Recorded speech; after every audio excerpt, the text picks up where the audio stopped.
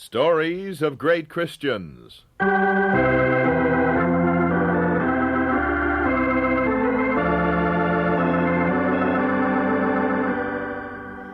are bringing you from the radio studios of the Moody Bible Institute in Chicago, Chapter 18, in the story, Layman from God, a portrait of D.L. Moody.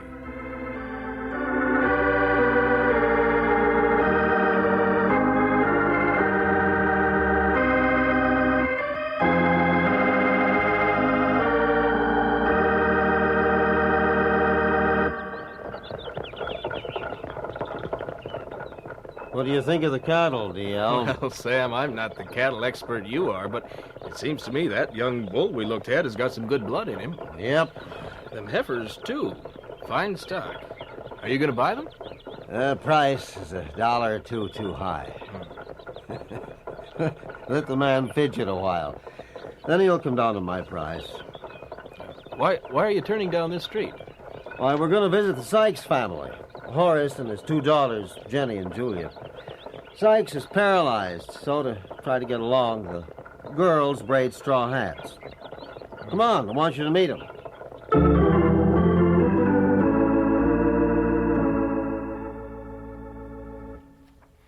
Look at these books.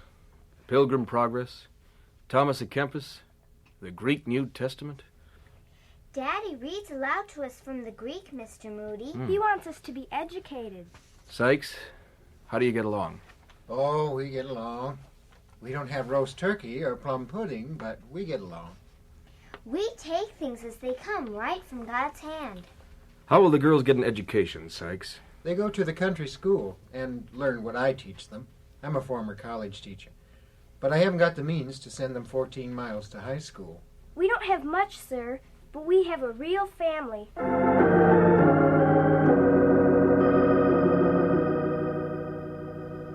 Sam Moody gave his brother an object lesson that day that D.L. never forgot. He shared with his older brother his own ideas to help educate children from families with meager resources. Sam had fragile health, and this youngest brother was held in deep affection by D.L. Sam went home to be with the Lord in 1876. Sam's death prompted me to carry on his ideas and incorporate them with mine. I had the feeling there was great resource in the minds of many of our country's poor children. The problem was to find ways to get them to school so they could develop their talents. Other girls in the New England hills, like the Sykes girls, would be confined to a dull and limited life by their circumstances unless somebody could help them to get a proper education. Now the education must also be Christian. These young people must be led to Jesus Christ as part of their teaching. Reading, writing, arithmetic, and the Bible.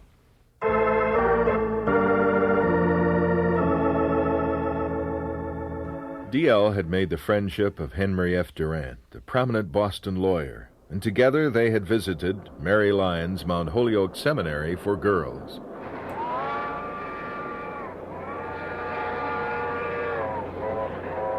Moody, what are your thoughts about Mount Holyoke Seminary? Great place, Durant. I know you're interested in starting a school, and I am too. Yes, I am. I'm going to open my Wellesley estate to educate girls of moderate means.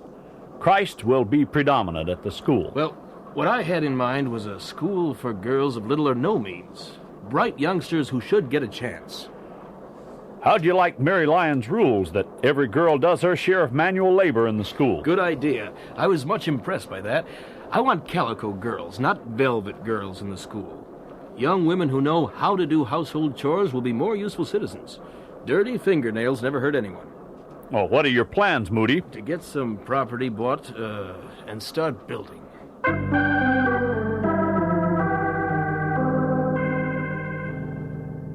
Mr. Moody purchased the land for the Northfield Seminary for Girls on an impulsive reaction, just as he did most other things.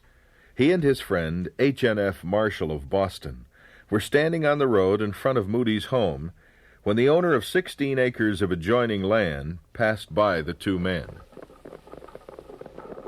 Hello, George. Give my regards to the missus. Hello, Moody. Nice day, isn't it? Say hello to Emma. Who's that, Moody? Oh, he's the fellow that owns the 16 acres we're looking at. Well, stop him! George! Come back! Whoa! Oh, he's coming back. What do you want him for? To find out how much he wants for that property. If the price is right, we'll buy it.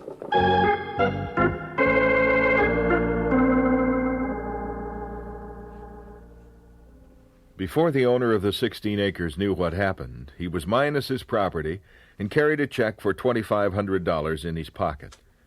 The property included a run-down house, a shed, a pond, and Parson Doolittle's grave. Moody was off to Chicago and Baltimore. Marshall, in the meantime, was quietly buying up other small parcels of property until he formed an estate of 100 acres. It was barren, sandy, and hilly land, which was not suitable to farming, but it certainly could be used by God's servants to educate Christian young women. The large hill would in later years grow trees and grass and become known the world over as Round Top. Moody could not wait for the construction of new buildings to open the school. He had his own home altered to provide for the first students, among them Jenny and Julie Sykes. The first classes opened in November 1879 in the Moody dining room. That spring the cornerstone laying for the recitation hall was held. A silver trowel was made available for the moment, but Mr. Moody had his own trowel. Friends, neighbors, I've chosen my father's trowel instead of the silver one so generously offered. You see, my father was a humble and hard-working man of limited means. He was a stonemason and a builder. This is a working trowel, and by God's grace this will be a working school, turning out fine Christian young women to the glory of God. Durant, you wanted to say a few words? Ladies and gentlemen, Northfield Seminary for Girls will be a thorough school. It will be non-sectarian, and it will be Christian. Working together, the Christian home, the church, and the Christian school will turn out young women greatly needed to do the Lord's work. They placed in the cornerstone a Bible, national and local newspapers, 2 histories of Northfield, some Moody heirlooms, and a piece of Parson Doolittle's gravestone. In 1880, the recitation hall had been completed, and the first dormitory, East Hall, was rising out of the ground. Mr. Moody not only was the prime mover behind the school, he was also the prime fun-loving counselor and father advisor to the girls, which now numbered 100. When in town, he would join in the physical sports such as foot racing. I'm catching you, Jenny! No, you won't. I got more breath than you. You better run faster! It's you who better run faster, Mr. Moody. Oh, there's the finish line! I win, Mr. Moody.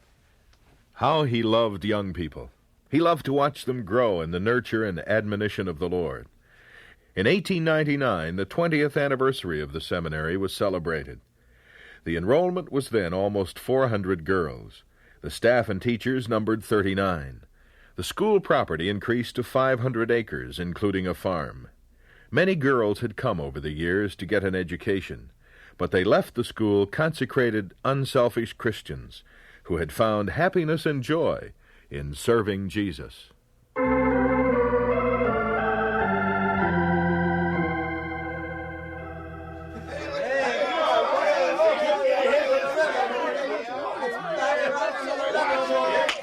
I got a hit!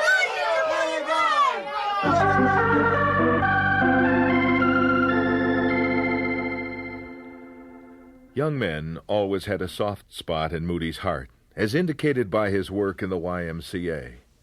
But he really hadn't planned to start a school for boys, at least not yet, although it would follow naturally.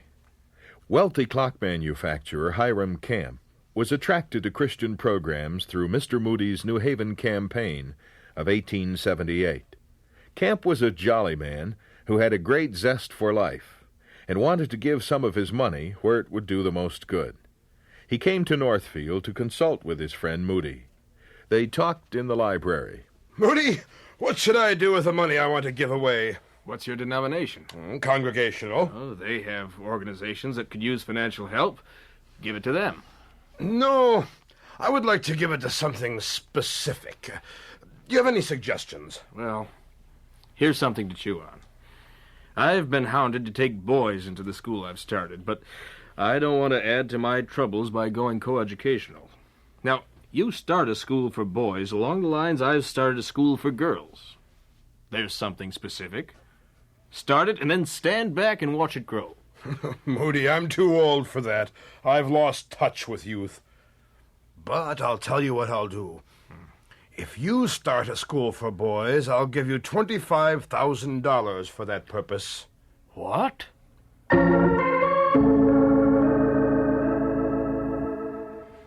That's the way the Mount Hermon School for Boys began. Mr. Moody said, wait a little longer. And God said, now. It was now. The property was acquired, and in the spring of 1881, a house mother was hired, and lessons began officially on May 1st. 13 boys and their teachers were on hand that first day, and so was Mr. Moody. I went to Mount Hermon as a boy without any particular aim in life or any serious religious convictions. There I came upon a species of Christianity that was completely new to me. Of the men I know today who are doubters and without Christ, I would say they never were rightly instructed in the things of the Spirit. Mount Hermon was the gateway to heaven for me, and never did I let go its grip until I was able to stand on my own feet and defend my faith. Boys and girls of both schools were Moody's sons and daughters to him. 800 students received Bible training twice a week, as well as the finest in general education. Their cost was minimal. The school carried the major financial burden through the giving of Christian friends. Those admitted had to work on the farm or do household chores, and they had to maintain good grades. None were ever turned away because they couldn't afford to come. So these were the Northfield schools. 2 schools established, and 1 to start. The Bible Institute would be a more difficult birth, but somehow Mr. Moody knew that God would take care of that. One wonders if there's another place in the world quite as cold as Chicago's Clark Street Bridge, as the wind whistles down the Chicago River and bites at your body. The year is 1873. 2 sole pedestrians wend their way toward the North Side Tabernacle. A man is hurriedly stepping up his pace to overtake the lady walking in front of him. Emma Dreyer!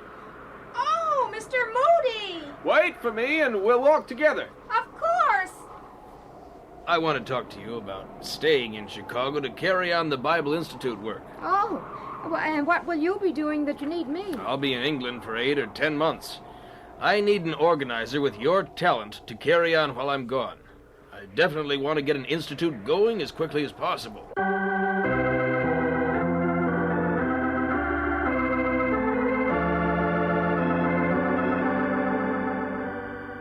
And so we conclude Chapter 18 of the story, Layman from God, a portrait of D.L. Moody.